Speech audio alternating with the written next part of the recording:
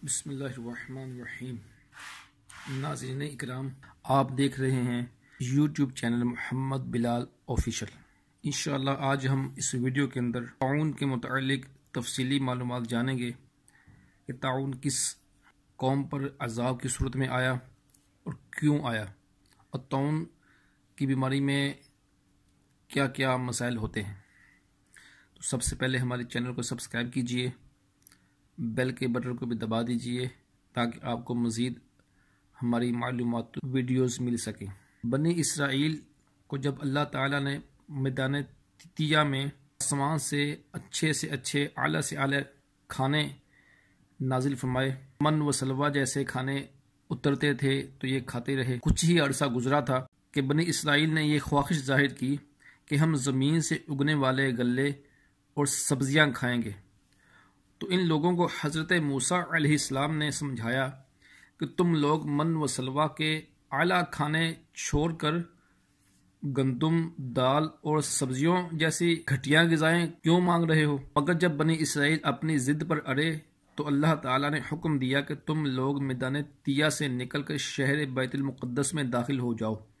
اور وہاں بے روک ٹوک اپنی پسند کی من بھاتی غذائیں کھاؤ، مگر یہ ضروری ہے کہ تم لوگ بیت المقدس کے دروازے میں کمال ادب و احترام کے ساتھ جھک کر داخل ہونا، اور داخل ہوتے وقت یہ دعا مانگتے رہنا کہ یا اللہ تو ہمارے گناہوں کو معاف فرما دے تو ہم تمہارے گناہوں کو بخش دیں گے۔ مگر بنی اسرائیل جو ہمیشہ سے سرکش اور شرارتوں کے عادی اور نافرمانیوں کے خوگر رہے تھے،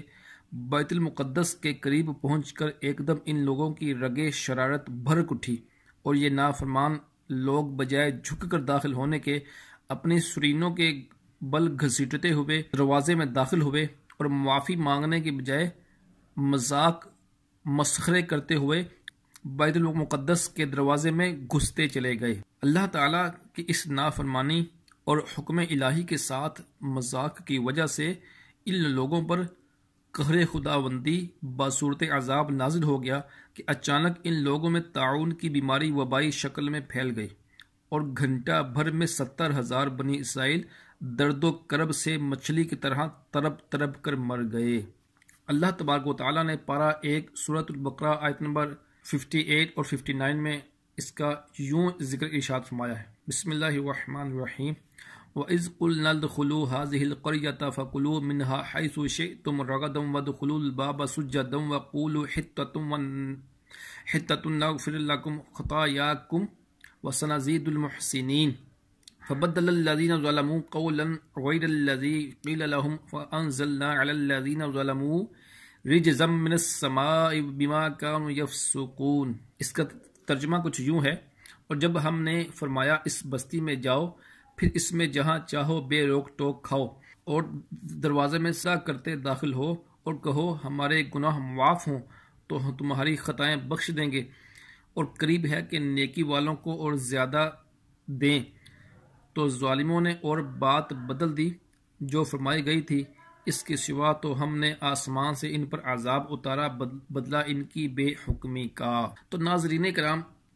طاعون کی بیماری کا عذاب بنی اسرائیل میں اس صورت میں آیا۔ یاد رکھیے کہ طاعون بنی اسرائیل کے حق میں عذاب تھا، مگر اس امت کے لیے، میٹھے میٹھے مصطفیٰ نبی پاک صلی اللہ تعالیٰ علیہ وآلہ وسلم کی امت کے لیے یہ طاعون کی بیماری رحمت ہے، کیونکہ حدیث پاک میں فرمایا گیا کہ طاعون کی بیماری میں مرنے والا شہید ہوتا ہے۔ یہ مسئلہ بھی سن لیجئے کہ جس بستی میں طاعون کی وبا پھیلی ہو وہاں جانا نہیں چاہیے، اور اگر اپنی بستی یا شہر میں وبا آ جائے تو شہر چھوڑ کر دوسری جگہ بھاگنا نہیں چاہیے، بلکہ طاعون کی وبا میں اپنے ہی شہر کے اندر اللہ تعالیٰ پر توکل کر کے صبر کر کے رہنا چاہیے۔ اگر اس بیماری میں مر گیا تو شہید ہوگا، اور طاعون کے ڈر سے بستی چھوڑ کر بھاگنے والے پر اتنا بڑا گناہ ہوتا ہے کہ جتنا کہ جہاد کے دن میدان جہاد چھوڑ کر بھاگنے والوں پر گناہ ہوتا ہے۔ اس لیے ہرگز بھاگنا نہیں چاہیے، بلکہ اس بیماری میں صبر کے ساتھ اپنے ہی شہر میں مقیم رہنا چاہیے کہ اس پر اللہ تعالیٰ نے اجر و ثواب کا وعدہ فرمایا ہے۔ دوستو، طاعون ایک مہلک وبائی بیماری ہے جس کو ڈاکٹر پلیگ کہتے ہیں۔